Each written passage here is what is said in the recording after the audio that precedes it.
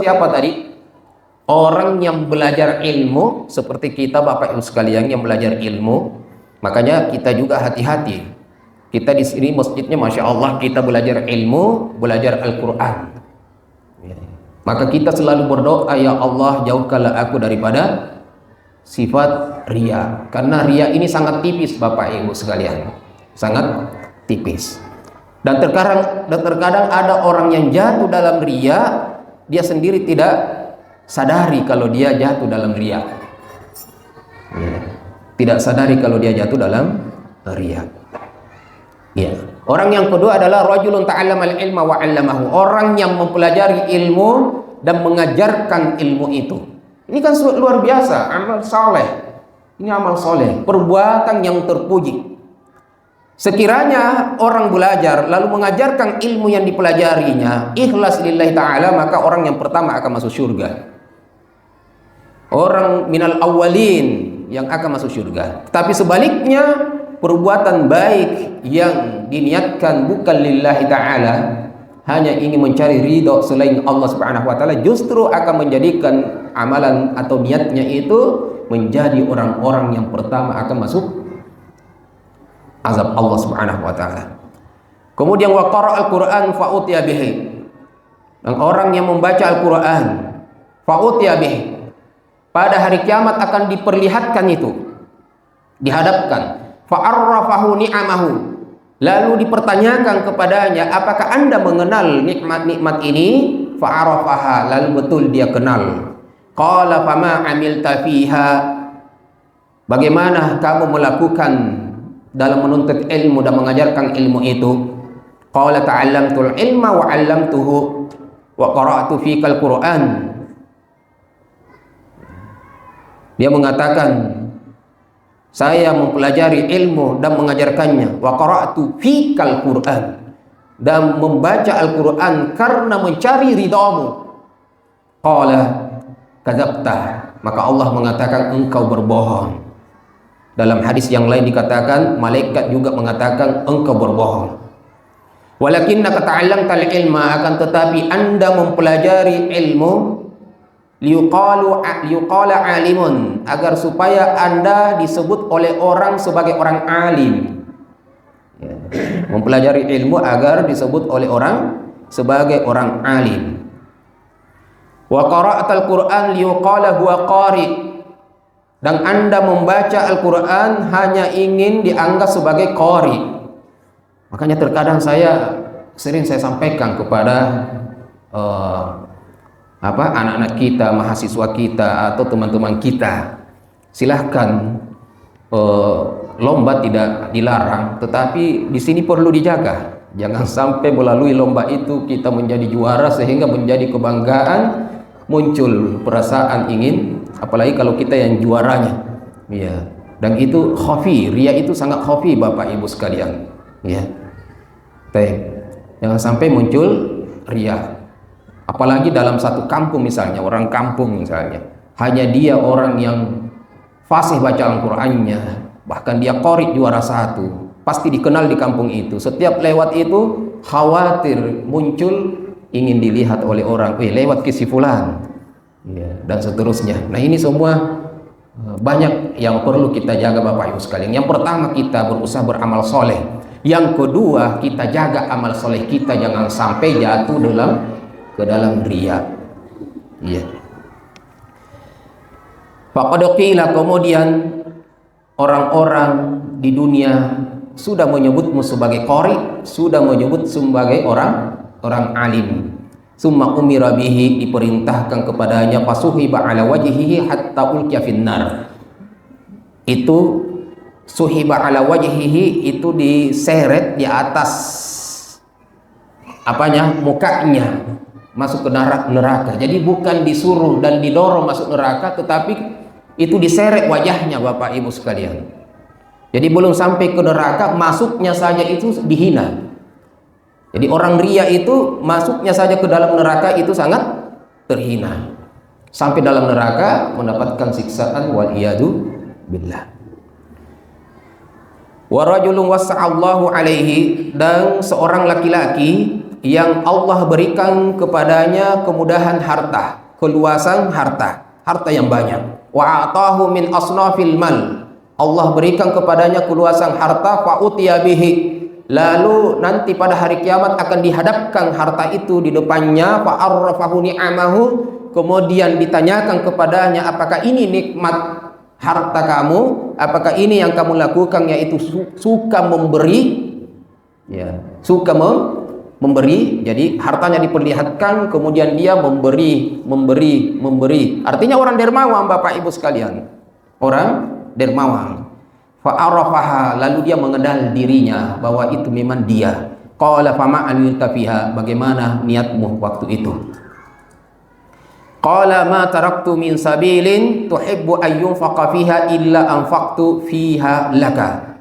Ya, tidak ada yang saya tinggalkan di jalan yang engkau cintai untuk saya infakkan di dalamnya, ya Allah, kecuali saya infakkan semuanya untuk mencari ridhamu. Artinya tidak ada jalan daripada hartaku itu yang engkau perintahkan saya harus keluarkan, saya belanjakan.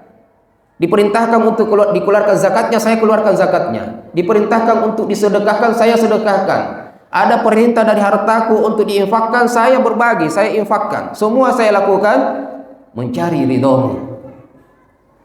Allah mengatakan dan malaikat juga mengatakan dalam hadis yang lain, kadzabta, kamu berbohong. Walakinnaka fa'alta liyuqala huwa jawadun. Akan tetapi kamu kerjakan itu, kamu lakukan itu agar supaya kamu disebut oleh orang-orang sebagai dermawan. Sebagai orang dermawan. Faqad qila, dan orang-orang di dunia mereka sudah menyebut Anda sebagai orang dermawan. Tak seorang pun di kompleks Anda, tak seorang pun di kampungnya, di kotanya, kecuali mereka pasti tahu kalau Anda orang dermawan. Dan itu yang Anda cari, Anda sudah dapat di dunia. Dan kita sudah bahas sebelumnya bahwa kalau kita niatnya hanya sampai ke dunia, maka kita akan dapatkan di dunia dan tidak ada bagian untuk akhirat. Waliyadzubillah. Kemudian dengan siksaan yang sama, tsumma umira bihi fasuhiba ala wajhi tsumma ulqiya finnar, diseret wajahnya masuk ke dalam neraka. Waliyadzubillah. Bapak Ibu sekalian, ini sangat luar biasa pengantar yang diberikan dari hadis Rasulullah SAW terkait dengan tema yang sangat luar biasa ini, Bapak Ibu sekalian. Yang pertama adalah kita harus tahu bahwa riya itu adalah merupakan amalan yang khafi, yang sangat tersembunyi. Ya, tersembunyi amalan ini karena dia adalah tempatnya di dalam hati dan tidak terlihat, sehingga dalam banyak hadis itu disebut dengan sebagai syirik sarair. Syirik sarair itu adalah syirik rahasia. Karena Bapak Ibu sekalian, kalau ada yang pergi ke sebuah tempat lalu dia menyembah benda di sana, maka kelihatan, tidak disebut rahasia karena nampak orang menyembah, maka itu namanya syirik besar. Ini riya, tempatnya di dalam hati, tidak ada seorang pun yang mengetahui kecuali dia. Bahkan terkadang orang yang jatuh dalam syirik rahasia ini atau yang disebut dengan riya pun tidak sadar dirinya kalau dia jatuh dalam riya. Ini pentingnya kita belajar, Bapak Ibu sekalian, mempelajari hal-hal yang buruk untuk menjauhi perbuatan itu. Ya. Dan riya juga adalah perbuatan nifak. Orangnya disebut dengan munafik. Perbuatannya disebut nifak. Orang yang melakukan sifat nifak ini disebut dengan munafik. Ya. Kenapa dikatakan munafik? Karena dia beramal amalan yang sesuai dengan syariat, yang dimana syariat itu Allah yang memerintahkan, tetapi dia kerjakan syariat itu bukan untuk si pembuat syariat. Maksudnya Bapak Ibu sekalian, kenapa disebut dengan munafik? Makanya dari awal kita katakan bahwa riya ini adalah hubungannya dengan ibadah. Dikatakan munafik karena orang ini beribadah, sholat, puasa, zakat, haji, umrah, berzikir, semuanya hanya ingin agar supaya orang-orang melihatnya kemudian dipuji, dia berzikir, dia berdoa agar dia membaca Al-Quran, agar supaya orang-orang mendengar dia, kemudian orang itu memuji dia. Kenapa dia tidak peruntukkan saya membaca Al-Quran agar Allah memuji saya? Maka ibadah apapun yang kita kerjakan Bapak Ibu sekalian, sholat, puasa, zakat, haji, berdoa, apapun ibadah, kita tanya, ibadah itu siapa yang buat? Allah. Siapa yang perintahkan kita sholat? Allah. Maka kita harus juga peruntukkan niat kita hanya si pembuat syariat itu. Siapa yang perintahkan kita, maka kita ikhlaskan hanya untuk dia. Ya, contoh kecil misalnya, kalau kita bawa ke dunia kita, dunia kerja misalnya.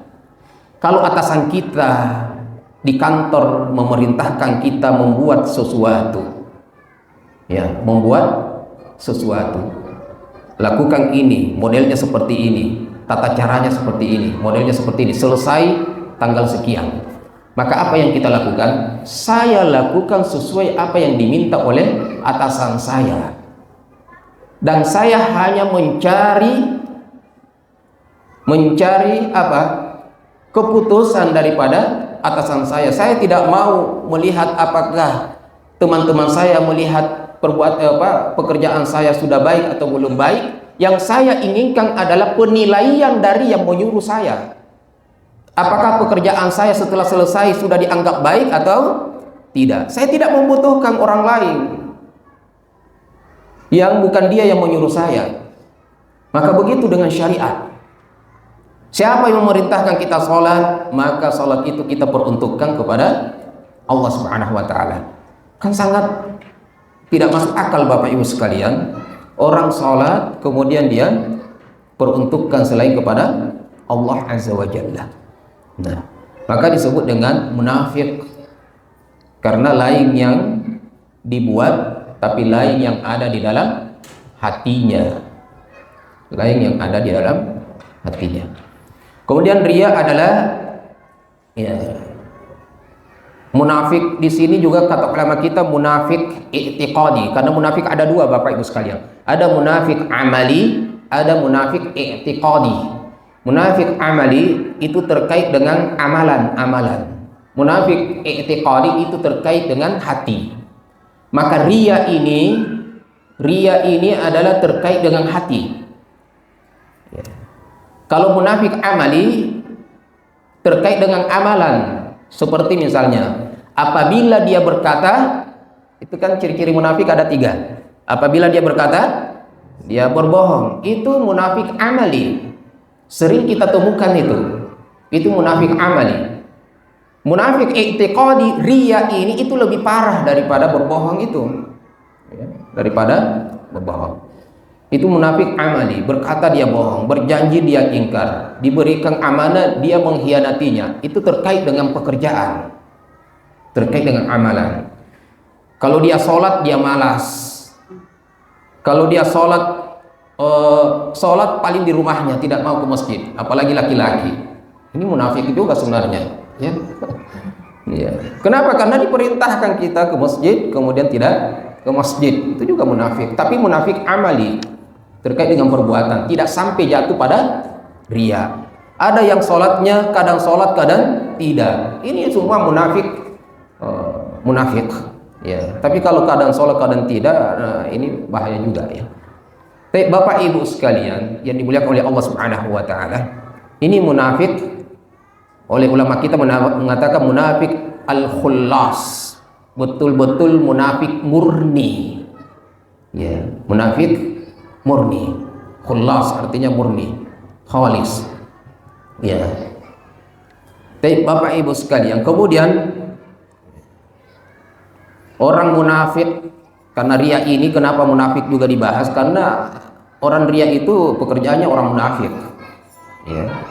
Dan munafik ini amalannya itu bisa dikatakan asal-asalan. Kenapa kita katakan begitu? Ya. Karena ketika dilihat oleh manusia itu amalannya diperbagus, dan ketika tidak dilihat oleh manusia kemudian amalannya biasa-biasa saja atau bahkan berhenti. Ini orang riya, munafik i'tiqadi yang saya maksud, ya. Jadi kalau orang riya itu Bapak Ibu sekalian, munafiknya adalah amalannya tidak istiqomah. Orang riya. Kalau ada orang yang beramal mukhlishan lillahi ta'ala, ikhlas karena Allah subhanahu wa ta'ala, pasti istiqomah Bapak Ibu. Di depan orang banyak, sendirian, dia tetap akan sama ibadahnya. Tapi orang munafik, dia akan malas ketika sendiri, dan dia akan semangat ketika di depan orang banyak. Karena tujuan daripada ibadahnya adalah orang banyak. Kan gitu. Orang riya itu kan harapannya siapa? Orang banyak. Jadi kalau tidak ada orang, nggak ada gairahnya beribadah, nggak ada gairahnya, semangatnya berkurang. Jadi orang ini ada perkataannya Ali bin Abi Thalib, ya, saya sempat tulis itu. Perkataannya Ali bin Abi Thalib mengatakan begini, riya itu ciri-cirinya satu, malas beramal jika sendiri. Yang kedua, rajin jika dia di tengah-tengah orang. Yang ketiga, bertambah semangat beramal jika dia dipuji. Dan yang ketiga, berkurang frekuensi amalannya jika dicela. Ya, itu orang riya beramal. Munafik. Karena tidak sama amalannya ketika sendiri dan ketika banyak. Nggak bisa istiqomah. Sedangkan kan harusnya sama. Kenapa? Karena yang melihat kita waktu sendiri dan ketika kita banyak sama, yaitu Allah subhanahu wa ta'ala. Iya kan? Hanya Allah yang melihat kita. Kalau harapan kita Allah seharusnya sama antara ketika kita sendiri dan ketika kita orang banyak. Kenapa kata Rasulullah SAW, Abdalus sholat ba'dal faridah sholatul lail. Sholat yang paling utama setelah sholat wajib adalah sholat malam. Rahasianya apa? Kenapa kata Rasulullah sholat yang paling mulia setelah sholat yang paling utama setelah sholat fardu yang 5 kali sehari semalam yang kita kerjakan adalah sholat malam, qiyamul lail. Kenapa? Karena di malam itu pasti tidak ada yang melihat kita. Kita akan jauh dari riya. Kita akan jauh dari sum'ah, ingin didengar dan ingin dilihat orang. Maka itu amalan yang paling utama. Kalau ada ketika kita pergi sholat di masjid rame-rame, itu masih bisa melahirkan riya Bapak Ibu sekalian. Kita bermajlis ini sekarang masih bisa melahirkan riya. Kita sholat berjamaah sebentar isya, itu masih bisa melahirkan riya. Karena riya ini khafi, kata Nabi, sangat tipis. Sampai orang riya pun tidak tahu dirinya jatuh dalam riya. Nah ini Bapak Ibu sekalian. Jadi semakin dipuji, dia semakin semangat. Tapi ketika dicela, dia hilang frekuensi amalannya. Semangat itu mulai hilang atau bahkan dia meninggalkan Bapak Ibu sekalian. Dan terkadang kita lihat itu, saya pernah waliyadzubillah melihat ya, itu dulu saya kenal sekali ya, dulu sebelum naik haji itu belum pakai jilbab memang, tapi setelah naik haji alhamdulillah pakai jilbab. Justru setelah pulang dari haji itu jilbabnya besar di awal.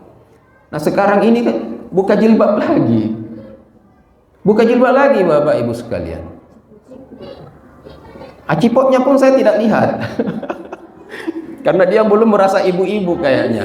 Biasanya yang muda-muda itu agak aneh kalau dia pakai cipo. Biasanya orang tua yang banyak pakai cipo. Dia nggak pakai cipo juga. Ya, nggak kelihatan tandanya kalau dia ibu haji. Cuma karena kita kenal, saya tahu sudah pernah haji, pernah umroh. Saya bilang, kenapa jilbabnya dilepaskan? Ya, kemudian pakaiannya sudah kembali lagi seperti. Nah ini kenapa nggak bisa istiqomah? Saya khawatir, ya, sholatnya orang seperti ini, puasanya, zakatnya, umrohnya, hajinya, semuanya hanya ingin supaya didengar orang, Haji Tommy. Nah, ini bahaya Bapak Ibu sekalian. Coba selain daripada kita capek, banyak biaya yang keluar, justru semua yang banyak itu yang memasukkan kita masuk neraka. Kan dimasukkan ke dalam neraka, diancam oleh Allah Subhanahu wa taala hanya karena riya. Baik Bapak Ibu sekalian, ya, maka orang ikhlas itu orang yang tidak riya beribadah, Bapak Ibu sekalian, dipuji maupun dicelah itu sama. Ya. Jadi orang ikhlas itu adalah ketika dipuji tidak bangga, dan ketika dicelah juga tidak putus asa.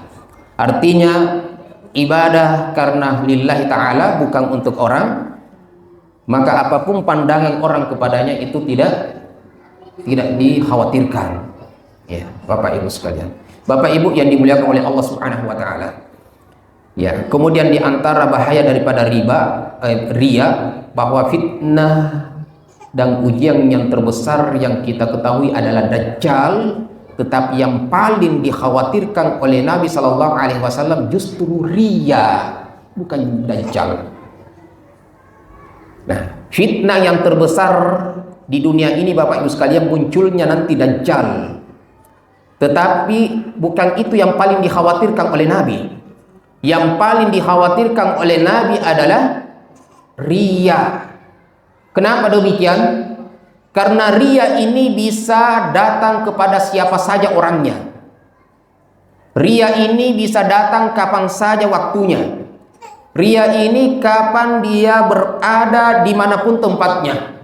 Sedangkan Dajjal itu sudah pasti nanti mendekati hari kiamat. Ya. Makanya yang paling dikhawatirkan oleh Nabi adalah riya. Karena riya ini itu sudah muncul dari sejak nabi-nabi sebelum Rasulullah SAW. Sifat ini sudah ada. Kemudian dalam Islam dilarang kita melakukan perbuatan riya. Sehingga orang jatuh dalam riya ini sangat mudah sekali kalau tidak didasari dengan iman dan ketakwaan kepada Allah Subhanahu wa taala. Ya. Baik.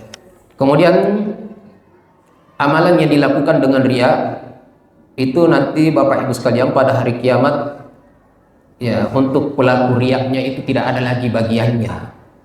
Jadi yang saya katakan mungkin puluhan tahun dia sholat, tapi semua sholat yang dilakukan itu adalah riya, maka semua sholat yang dilakukan karena riya itu tidak ada sama sekali yang dia dapatkan. Semua ibadah puasa yang dilakukan karena riya itu semua juga tidak ada yang didapatkan. Kita sebutkan ada beberapa hadis Rasulullah sallallahu alaihi wasallam mengatakan, "Basyir hadhil ummata bis-sana'i wad-din war-rif'ah wat-tamkini fil ardi, faman 'amila minhum 'amal al-akhirati lid-dunya lam yakun lahu fil akhirati min nasibin."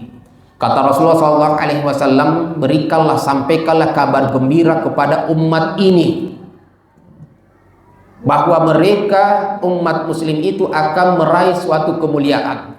Selama dia adalah muslim, dia mulia. Selama dia muslim, dia berada di naungan agama yang Allah perintahkan, yaitu al-Islam. Selama dia adalah muslim, umat Rasulullah, maka dia akan jaya dan ditinggikan derajatnya. Orang muslim itu tinggi derajatnya.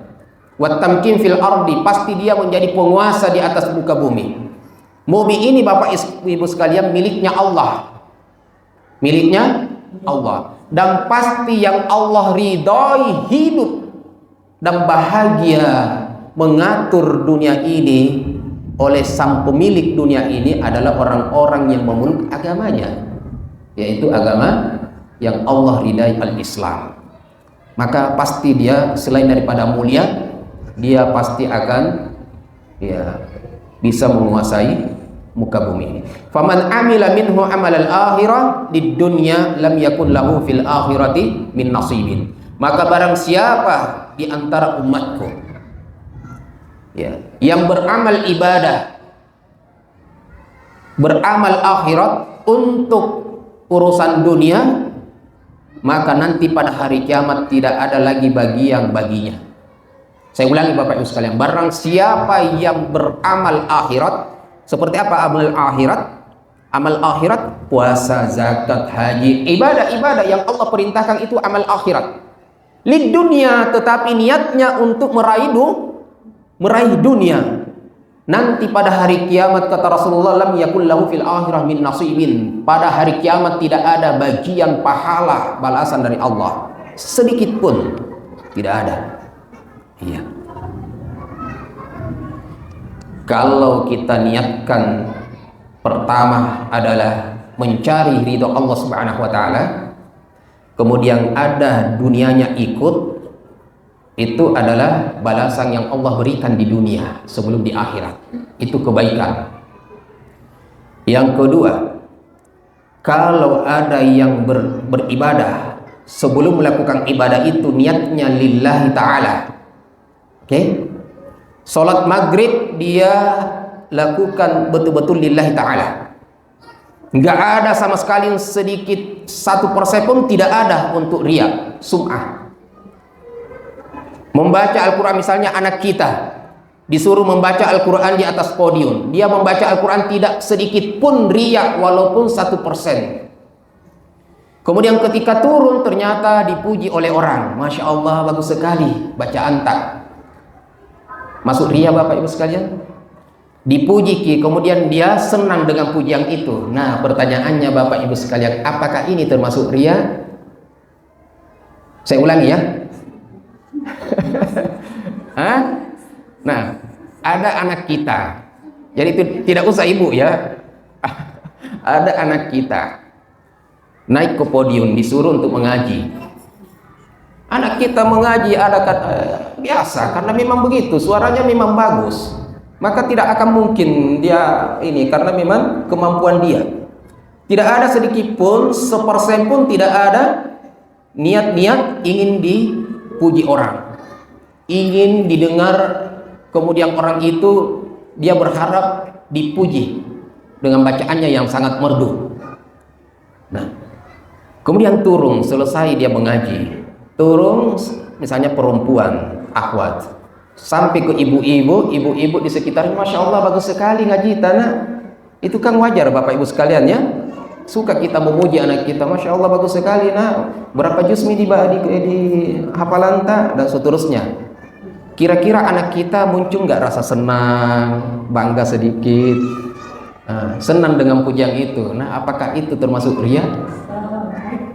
Itu tidak termasuk riya ya. Nah ini perlu kita ketahui, riya itu yang mana? Yang dia hadirkan hatinya, niatnya sebelum melakukan amal ibadah itu, ingin dan berharap pujian dari orang sebelum dia beribadah. Baca Kak Quran, mudah-mudahan nanti ku perbagus bacaanku, mudah-mudahan napuji Kak mamaku, napuji Kak itu ustadku, mudah-mudahan nanti saya dengar ada yang memuji saya. Dia belum membaca Al-Quran sudah muncul pikiran itu. Ternyata betul setelah turun dipuji oleh orang, maka itu jatuh dalam riya. Tapi kalau tidak muncul itu Bapak Ibu sekalian, tidak ada riya sampai dia selesai melakukan ibadah itu lalu betul dipuji, kata ulama kita itu menunjukkan amal ibadahnya itu sudah diterima oleh Allah. Dan pujian itu adalah balasan terbaiknya di dunia sebelum di akhirat. Justru itu adalah balasan yang baik. Ya. Jadi kalau kita merasa senang dengan pujian orang setelah selesai ibadah sholat kita, puasa kita, haji kita dan seterusnya, sedekah kita Bapak Ibu sekalian sudah selesai nih, kemudian kita dipuji oleh orang, maka itu tidak termasuk riya ya, tidak termasuk riya. Kenapa Bapak Ibu sekalian? Amalan itu sudah dicatat. Ketika sudah dicatat, maka itu sudah selesai. Itu sudah selesai. Nah seperti itu Bapak Ibu sekalian ya. Ada pertanyaan atau kita selesai Bapak Ibu sekalian? Silakan. Iya mungkin karena sudah masuk ya. Iya silakan. Silakan bagi yang mau bertanya. kalau tidak ada yang bertanya nanti Ustaz yang bertanya. Iya, betul. Apa bedanya sum'ah dengan riya? Iya. Saya mau bertanya Ustaz. Oh iya. Saya ada dua pertanyaan Ustaz. Iya. Berkaitan dengan penyampaian yang terakhir tadi bahwa ketika kita sudah melaksanakan ibadah dan pada saat ini memulai ibadah itu tidak ada sama sekali mengharapkan pujian atau balasan dari manusia atau makhluk, maka itu sudah selesai Ustaz. Tapi saya pernah mendengarkan juga pernyataan saya lupa sumbernya Ustaz, bahwa salah satu bahaya dia itu adalah terkadang ibadah itu sudah dilakukan 20 tahun yang lalu, tapi riaknya baru muncul saat ini. Jadi misalnya dia sudah rutin sholat tahajud selama 20 tahun, terus pas terakhir saya itu rutin ke sholat tahajud, alhamdulillah, tapi di dalam hatinya itu mengharapkan pujian dari manusia. Atau misalnya dia sudah lama jadi pengurus masjid, puluhan tahun, terus bilang seandainya saya dulu yang urus di masjid tidak begini, itu mungkin itu bisa apakah termasuk dia? Padahal dia menginginkan pujian dari manusia pada saat mengucapkan itu. Terus yang kedua Ustaz, apa perbedaan antara dia dengan ujub Ustaz? Karena terkadang dua hal ini kadang digandengkan Ustaz. Bismillahirrahmanirrahim. Yang pertama tadi, ya, kasus yang saya sebutkan tadi, yang contoh yang saya kasih itu berbeda dengan yang ditanyakan, ya. Kalau yang ditanyakan tadi itu dia yang mengungkit siapa dirinya, ya. Sedangkan tadi itu dia merasa senang dengan pujian orang.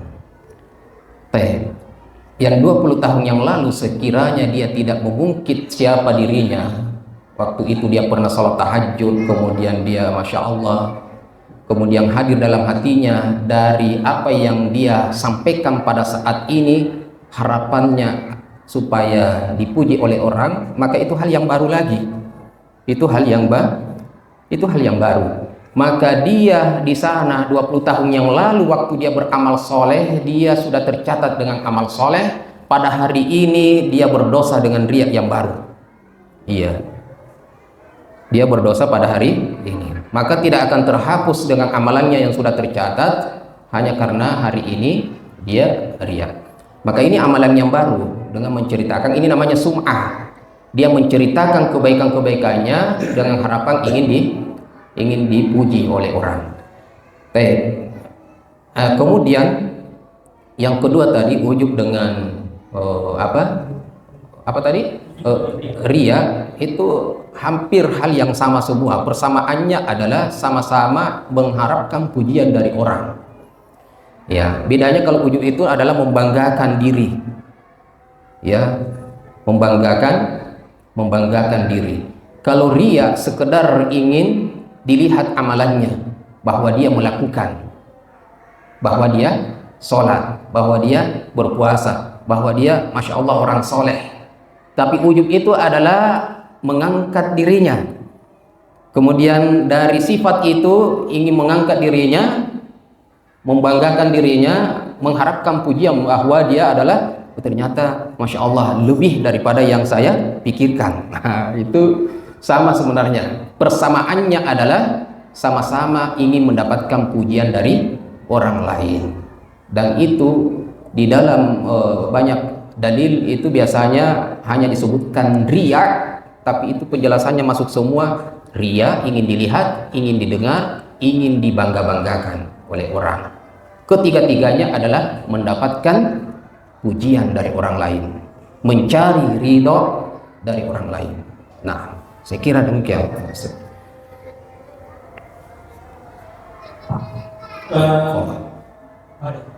Tadi sih saya mau lanjut.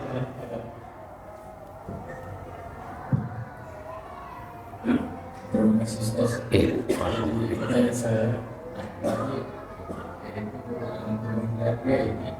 apa yang harus dilakukan? Kedua daripada awasi pria ini. Kalau yang kedua, itu bagaimana kita mempersiapkan kamu iman ini, yaitu bagaimana kita selalu ikhlas.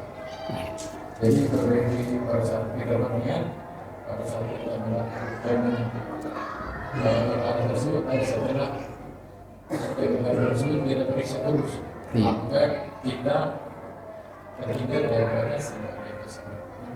Iya. Baik. Masya Allah, pertanyaan yang sangat luar biasa Bapak Ibu sekalian. Ya, jadi yang pertama adalah apa yang kita lakukan agar supaya kita terhindar dari sifat riya ini.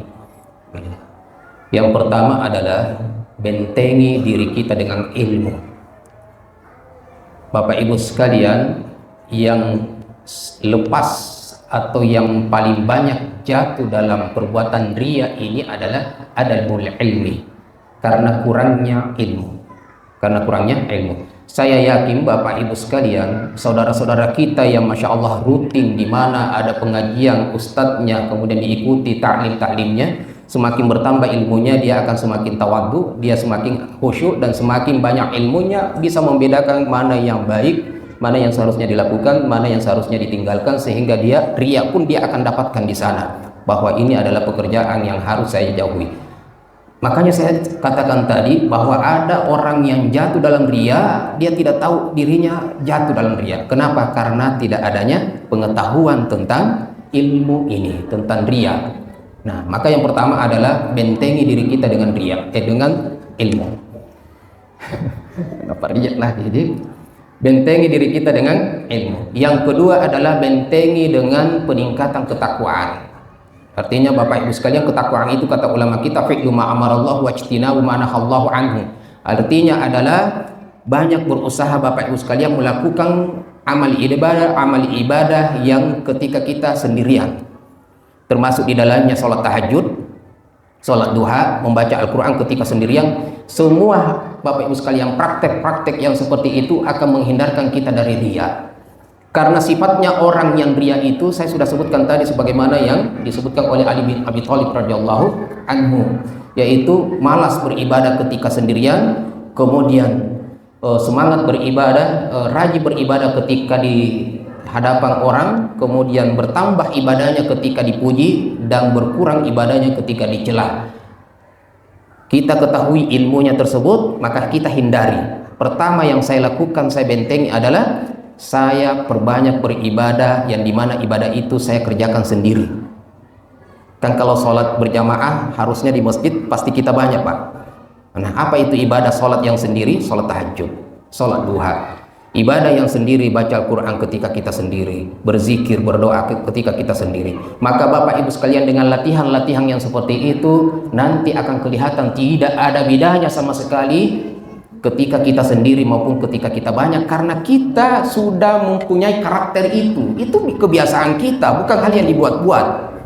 Orang yang riya itu, saya katakan tadi, amalannya itu asal-asalan. Kenapa? Karena dia kerjakan ketika dia banyak, tetapi ketika dia sendiri tidak mengerjakan. Maka itu yang kita hindari.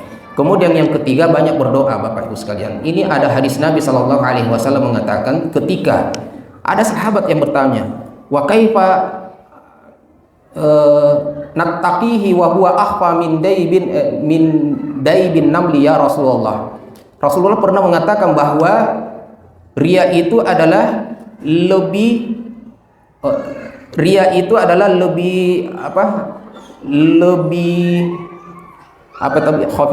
tersembunyi daripada sentakan kaki semut, kata Nabi. Jadi kata Nabi SAW,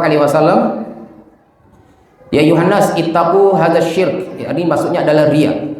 Jauhilah riya, yaitu syirik kecil. Fa innahu akhfa min daibin namal. Karena riya, yaitu syirik kecil riya ini adalah lebih tersembunyi daripada sentakan kaki semut. Nah, Bapak Ibu sekalian pernah dengar sentakan kaki semut? Riya itu lebih tersembunyi lagi, lebih halus dari itu. Maka para sahabat bertanya, wa kaifa nattaqihi wa huwa akhfa min daibin namal ya Rasulullah? Bagaimana kami bisa menjauhi sedangkan sehalus itu riya? syirik kecil itu. Maka kata Rasulullah SAW, perbanyaklah mengucapkan Allahumma inna na'udzubika min an nusyrika bika syai'an na'lamuhu wa nastaghfiruka lima la na'lamuh. Kata Nabi SAW, banyaklah berdoa mengatakan, ya Allah, sesungguhnya kami berlindung kepadamu dari menyekutukanmu dengan sesuatu yang kami ketahui, dan kami memohon ampunan darimu dari apa yang kami tidak kami ketahui. Nah, banyak berdoa. Kemudian Bapak Ibu sekalian, yang kedua adalah kiat agar supaya amalan kita ikhlas dari awal sampai selesai dan setelah kita beribadah. Sebenarnya sama dengan tadi Bapak Ibu sekalian. Yang pertama adalah banyak kita menuntut ilmu. Yang kedua adalah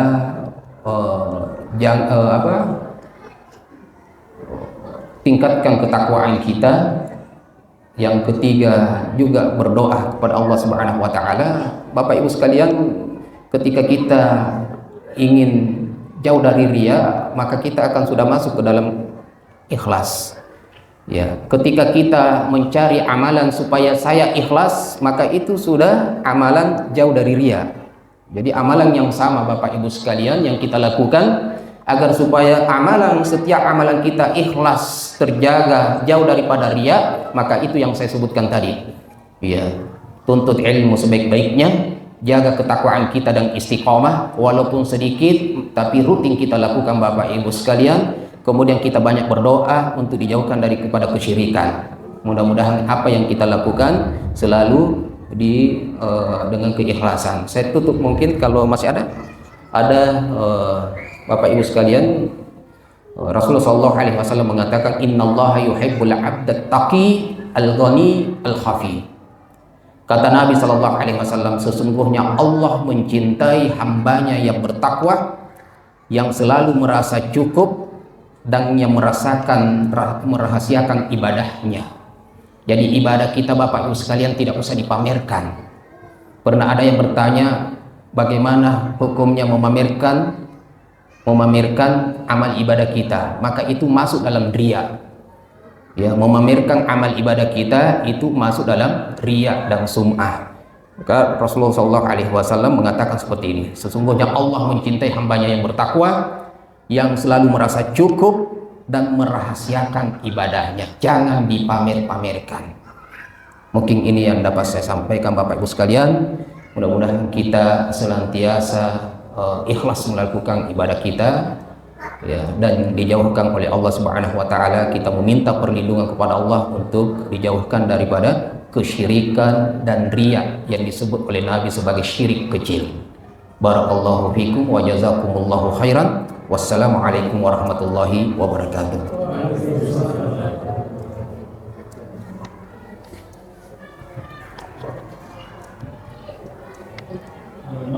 Baik, itulah tadi penyampaian yang disampaikan oleh Ustaz Muhammad Yasin. Semoga bermanfaat untuk kita dan bisa kita amalkan dalam kehidupan kita sehari-hari. Tetap semangat untuk menuntut ilmu, karena dosa yang kita lakukan tidak akan ditanggung oleh orang lain, dan amal kebaikan untuk kita tidak akan dikerjakan orang lain. Sekian, Assalamualaikum warahmatullahi wabarakatuh.